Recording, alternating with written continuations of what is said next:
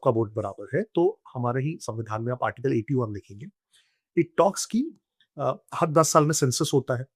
तो सेंसस जब जब होगा, सेंसस के आधार पे कहीं पॉपुलेशन बढ़ेगा घटेगा, करेक्ट। तो उसके आधार पे जो हमारे सीट्स है, उनकी जो बाउंड्रीज है वो चेंज होनी चाहिए और उनकी सीटों की नंबर भी ऊपर नीचे होनी चाहिए, टू से कि हाँ हर व्यक्ति के वोट का वैल्यू बराबर है। सो फॉर एग्जाम्पल आज के डेट में अगर आप देखेंगे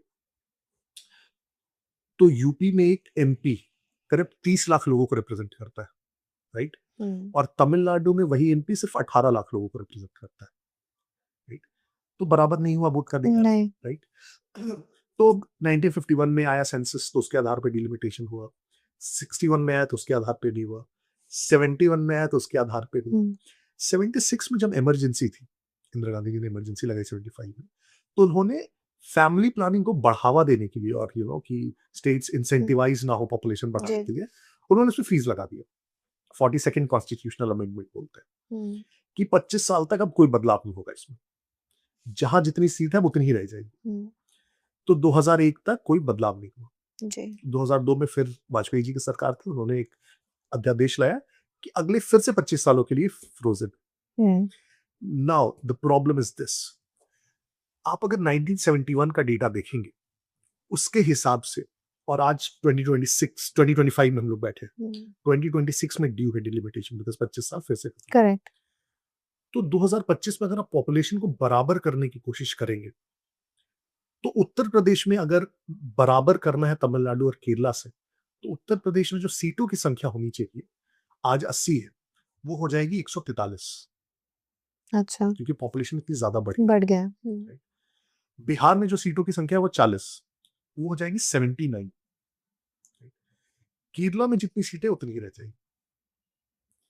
तमिलनाडु में अभी मेरे ख्याल से आई थिंक 28 है और 38 हो जाएगी। 28 और 30, I am slightly may be wrong. ठीक है। तो जो इंक्रीज है सदर्न स्टेट्स में वो बहुत कम होगा कंपेयर टू जिन स्टेट्स का पॉपुलेशन बहुत बड़ा है। तो आप ये बोल सकते हैं कि ये तो फिर बहुत गलत है, नॉर्दर्न स्टेट्स को फायदा होगा, बीजेपी को फायदा होगा, ये नैरेटिव तो खैर अगेन एक दूसरा नैरेटिव है। करेक्ट। नॉर्दर्न स्टेट्स की सीटें बढ़ेगी, ये आई एग्री। अब उसको करने के बहुत सारे तरीके हैं। आप बोल सकते हैं क्या जरूरत है, ऐसे देख सकते हैं कि अगर वो हर 10 साल में हुआ होता तो शायद ये इतना अजीब नहीं लगा होता हमें, फिर बहुत नेचुरल लग रहा होता। करेक्ट। 25 साल is a longer period of time. 25 50 हो गए, राइट? तो चूंकि 50 साल के बाद अचानक से हो रहा है, तो पॉपुलेशन बहुत ज्यादा डिफरेंस आया है। तो अब जब अचानक से सीटें बढ़ेगी तो बहुत हल्ला होगा कि नॉर्दर्न स्टेट्स को इतना ज्यादा प्रेफरेंस क्यों, सीट्स क्यों मिले, सदर्न स्टेट्स को कम सीट क्यों रहे, मेरा रिप्रेजेंटेशन कम हो जाएगा। उस पे विपक्ष ने एक नैरेटिव फैला दिया, नॉर्थ में सीट्स बढ़ेगी तो बीजेपी को फायदा हो जाएगा। बट यार कोई आपको कंटेस्ट करने से रोक थोड़ी रहा है नॉर्थ की सीटें। जी। दोनों पक्ष है उसके। कॉन्स्टिट्यूशनली वी आर बाउंड कि डिलिमिटेशन हो, आर्टिकल 81 बोलता है, और 82 बोलता है कि सीट्स उसके बराबर की जाए। तो अब ये कॉल लेना है कि हम इसको कैसे इंप्लीमेंट करें। इंप्लीमेंट करने के बहुत सारे तरीके हो सकते हैं। जैसे एक तरीका हो गया कि हम टोटल नंबर ऑफ सीट्स बराबर ही छोड़ दें, राइट? जहां साउथ की सीटें थोड़ी कम कर दे तो इसकी थोड़ी सी बढ़ेगी जी। लेकिन उसमें शायद होगा कि आप सीट्स कम करेंगे तो और ज्यादा हल्ला होगा। तो फिर आप बोलते हैं कि मैं टोटल सीट्स बढ़ा देता हूं, तो अभी 543 है, मैं उसको 848 कर देता हूं पॉपुलेशन के हिसाब से, ग्रोथ के हिसाब से, तो फिर इनकी सीट्स बढ़ जाएगी। जी।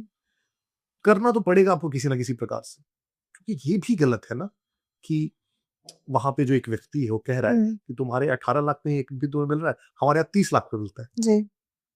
Correct. So there is no, so as to say right answer to this, right solution, but it is something, एक बोलते हैं पुलिंग ऑफ द बैंडेड स्ट्रैटेजी, कि आप बैंडेड जितना ज्यादा देर तक लगाए रखेंगे, जब भी निकालें तो दर्द और बढ़ता ही जाएगा, तो किसी पॉइंट में आपको निकालना ही पड़ेगा।